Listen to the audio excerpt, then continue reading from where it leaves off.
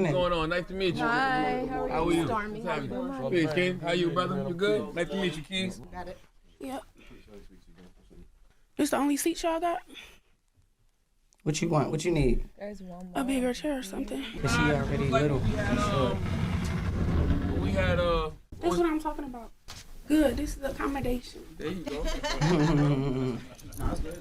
I feel like a lot of times people think that bigger people, obese, the F word people should just be in a house. When it's like, The we F not. word? Yeah, the F word. I'm not You about heard to that you can't say in your house, Yeah. fat. She eat, she do this, she do that all the time. That's not my reality either. Like, You don't know, eat? I do eat, I'm but about I to say, don't come just on, sit I don't- down. I'm not 600-pound life. That's not my life. I got up to like 598 and I didn't even know it, but I was still doing stuff that I thought I could do. Okay, unless you've been sitting under a rock, you've had to have seen this video either on the news or on YouTube about rapper Dank Demoss. She ordered a Lyft, no pun intended. She ordered a Lyft, the car showed up, it was a smaller car, and the driver told her, hey, my car is too small for you to get in, I don't want to mess up my tires, and everybody's been riding her and giving her a hard time on the internet. And let's be honest, obese people, they're really the last group of people that you can openly tease and joke about and talk about, and you can kind of get away with it. And when I first saw this story that she went and got legal representation to actually sue Lyft for denying her the right to ride in the car, I was confused because I'm thinking to myself, I didn't know that obesity was a protected class, but apparently in Michigan it is. Deja Blanding tells us she was just trying to get to a Detroit Lions watch party this month when her Lyft rolled up. As I'm walking, I see him like making faces or whatever. I'm like, oh man. She already knew. I can fit in this car. No, believe me, you can. Yes, I can. Believe me. He told her there's not enough room in his car. The kicker part was when he started to talk about his tires. You know, I feel like that was a slap in the face. That was like my tires, you know, like. I knew it was illegal and I knew that it was wrong. Her attorneys, John Marco and Zach Runyon, say weight is a protected characteristic in Michigan by law. It would be no different than a driver pulling up and saying, you know, I don't want to have black people in my car, or I don't want to have Christians in my car or Muslims in my car. It's the same. Under the law, it's the same. The lawsuit is filed. Since she posted the encounter on social media, other full-figured folks have reached out saying the same thing happened to them. I can fit in this car. No, believe me, you can. Yes, I can. I really want people to see like what we go through as bigger people, you know. Two quick things I want to comment about from this video. This is why people absolutely loathe attorneys. You hear this attorney sit there and say, this type of discrimination would be no different than if someone said, I didn't want to pick you up because you're black or because you're Christian. Guess what? If I, as a black man, I'm 6 feet tall, I'm 215 pounds.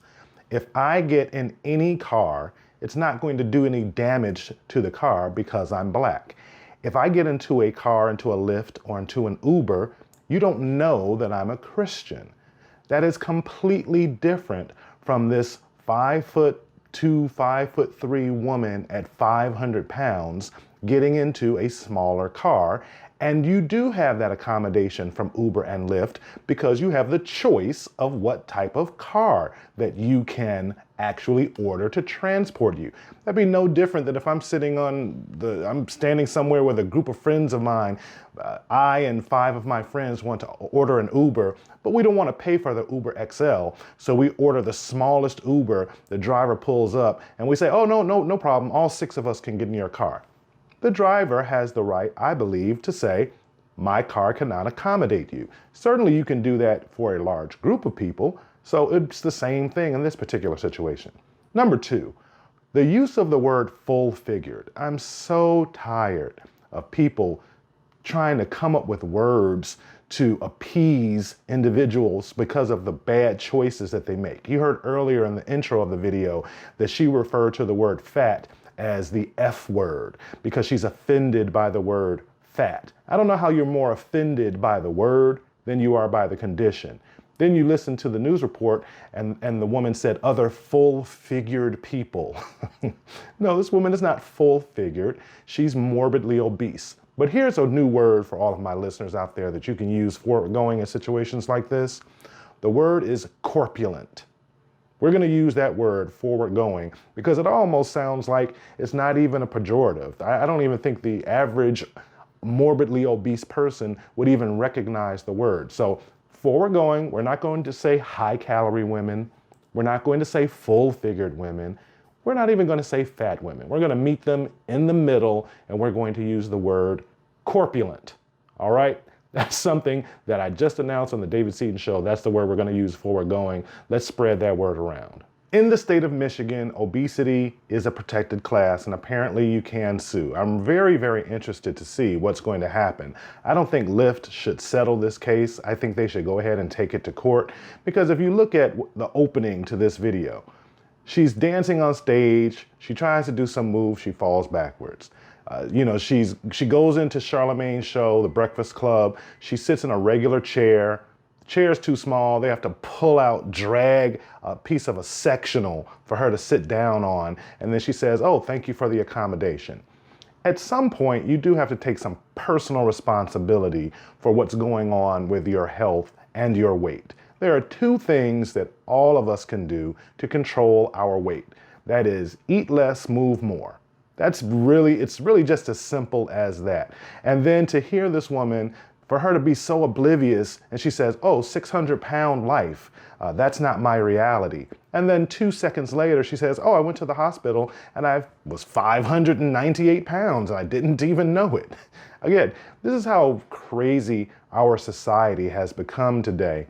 And let me say something specifically to Black women in particular, because Black women, they experience obesity more than any other group of people. And don't take my word for it.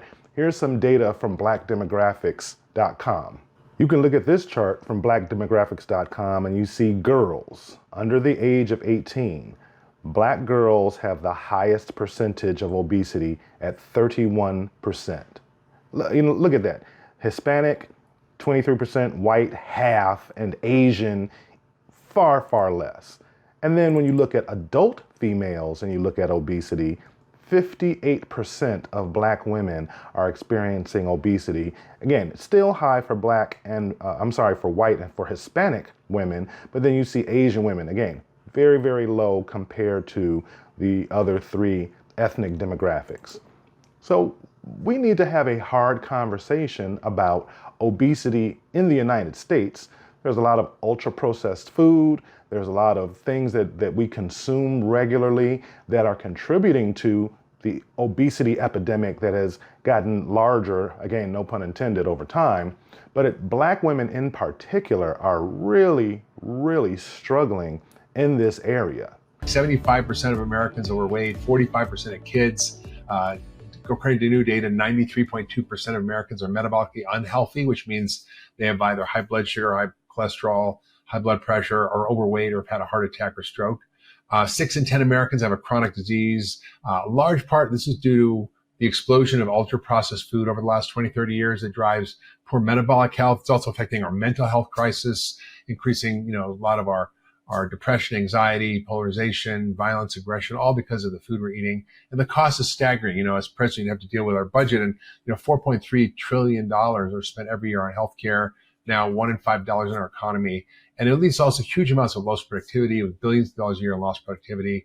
And what's really frightening, Bobby, is our life expectancy is going down, with the largest year-over-year drop in the last 2 years in our history, which is far below all other nations. And we're more than 60 on the list of life expectancy in the world. And what's really also, as I began to look at this data, it was really interesting. We have a wealth gap in this country, right? A 39% increase since 1980. Meaning the rich and the poor have about a 39% spread since 1980. But the death gap has increased 570% since 1980. And it's worse in the South and the Midwest, which are mostly red states, because of increasing rates of diabetes and obesity. Here's an older video of a professor who was speaking at a conference for women, for Black women. And this is really why a lot of people are not sympathetic to this problem, because Black women who are dealing with obesity, they're not taking responsibility. It's always blaming someone else. And in this particular case, this particular professor went so far as to even blame Donald Trump during his first administration. Take a look at this. Like, I hate when people talk about black women being obese. I hate it. Because it becomes a way to blame us for a set of conditions that we didn't create. We're moving, we're taking care of kids, but our food quality suffers. We are living in the Trump era. And look, those policies kill our people. You can't get access to good health care, good insurance. The research says that black women, when we do the same diets as white women, we lose less weight and we lose it slower, even when we're following the diet, than our white women counterparts. And what public health practitioners think is that our stress responses in the body change our metabolism. It's literally that the racism that you're experiencing and the struggle to make ends meet actually means the diet don't work for you the same. So Professor Brittany Cooper of Rutgers University, and this is an old video, it's been covered a lot on YouTube, but I really thought it was instructive in this particular situation. She's sitting there and saying that the diets that are given to women, to white women, it doesn't work the same for black women because of what? Racism. So again, that's why people are not really sympathetic when people do not take accountability for the choices that they make. And you'll probably hear Professor Cooper come back out. Maybe she won't, because she got a lot of backlash the last time. But again, we do have to have this conversation, not only as Americans collectively, because we've seen obesity increase over time, but we definitely need to have this conversation with black women. Black women have to do better. Start making better choices with your diet, with your exercise, so that you will be able to get better health outcomes. You just heard the doctor earlier in the video say that obesity leads to all of these unwanted consequences, and the one thing you have control over is what you put in your mouth and how much you move. I'll catch you in the next one.